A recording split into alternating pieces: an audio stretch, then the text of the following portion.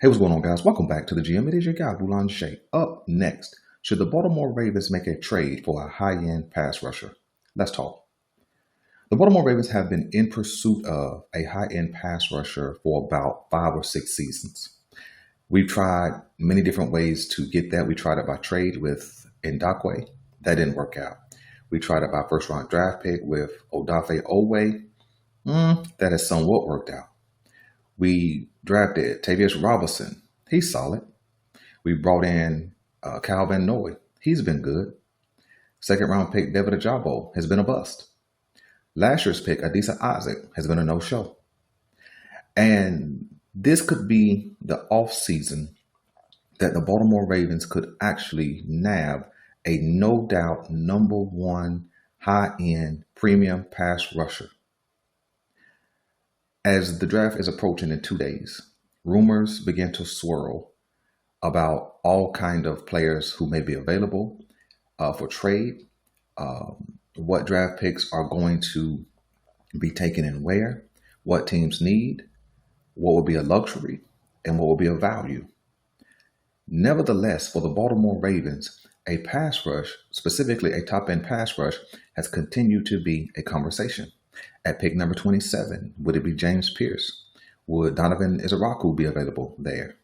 Would Nick Skoughton be available there? Who should the Baltimore Ravens take?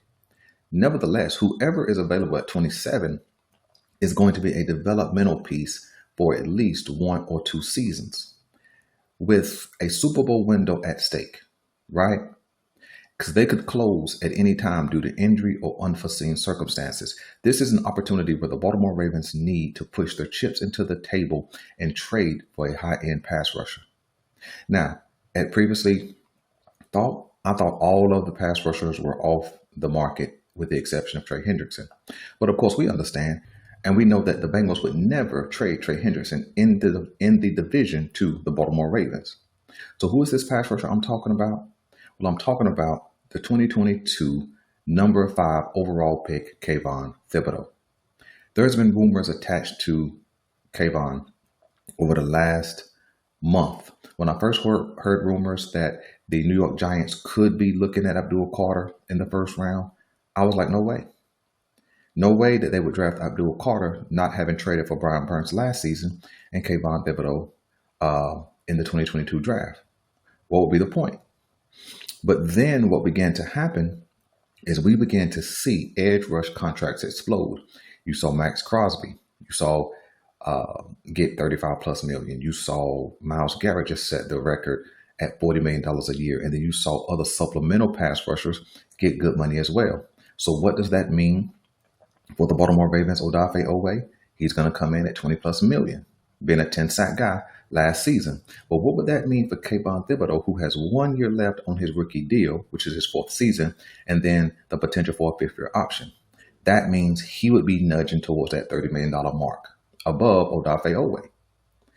And so my thinking is he's a better player than Odafe. And if you're going to pay somebody, you might as well pursue the better player, keep him and use him on his rookie deal and potential 5th-year option, and then shell out the cash to retain his services. Well, why Kayvon Thibodeaux?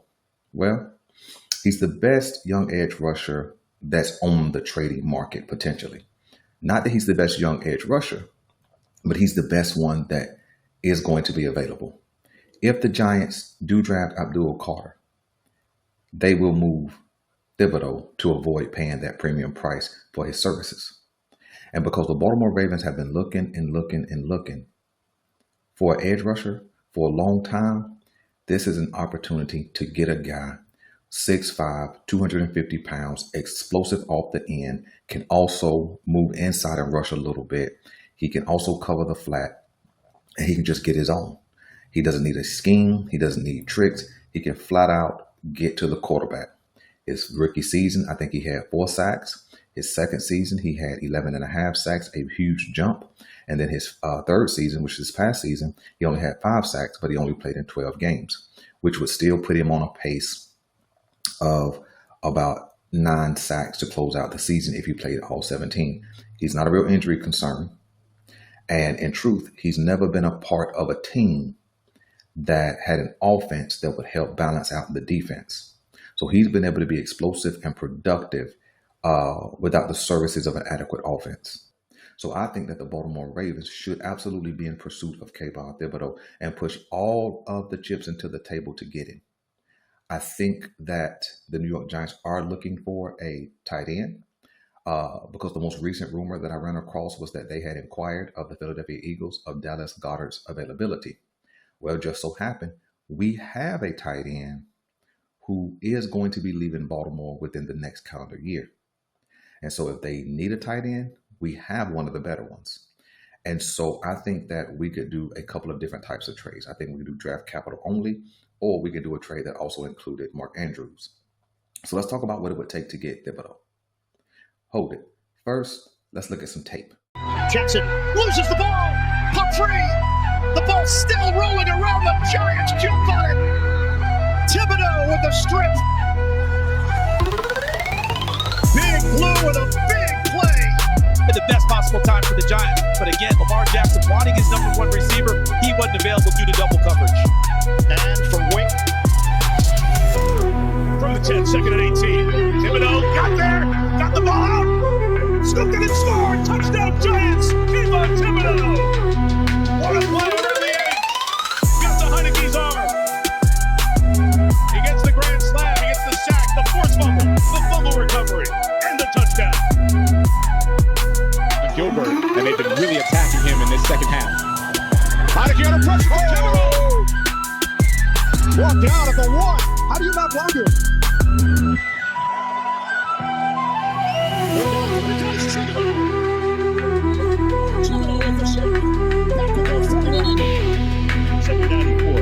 So Mitchell will play in the open, but not last week. Of play action here.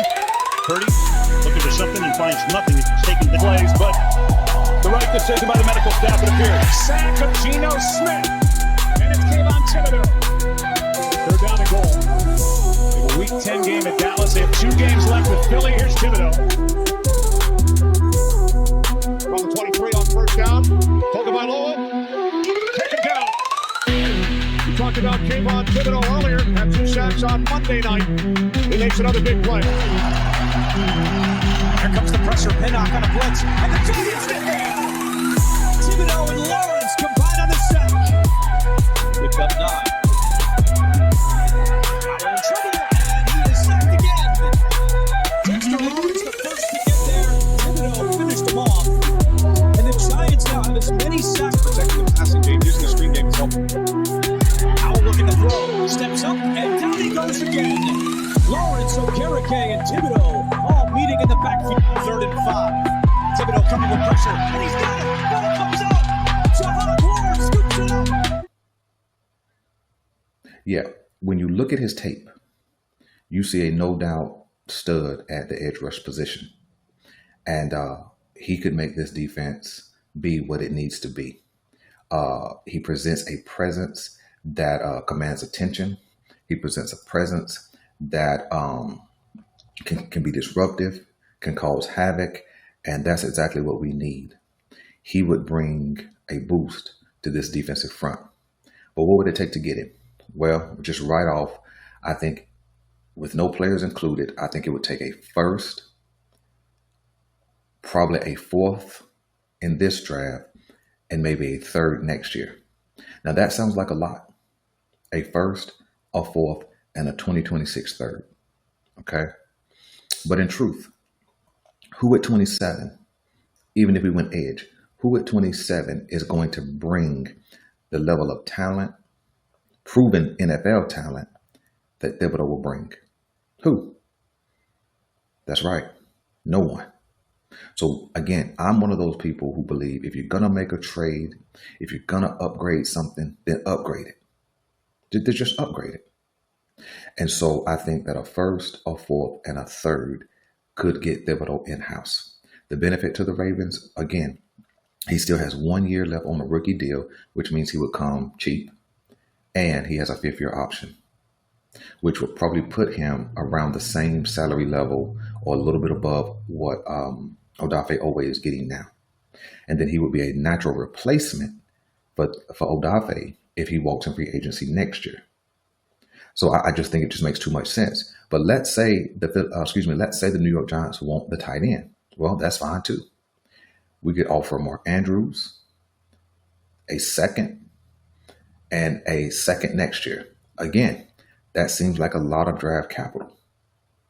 But you have to ask yourself, what are we going to get in the second round this year or next year that's comparable to the level of talent that Thibodeau would bring instantly to our defense? The level of credibility he would bring to our pass rush instantly. And you've got to also think, Odafe Oweh is a free agent at the end of the season, right? A new deal is going to be 4 years, no less than $80 million. Okay? That money could slide to Thibodeau, for sure. Also, Calvin Noy is not going to be around forever. Also, David Ojabo has shown nothing. So I think that bringing a guy in with credibility is the right move. I like this trade better than the Jalen Walker trade that I talked about on yesterday. Let me know what you guys think about Kayvon Thibodeau. I'm your guy, Boulanger, and I'm out.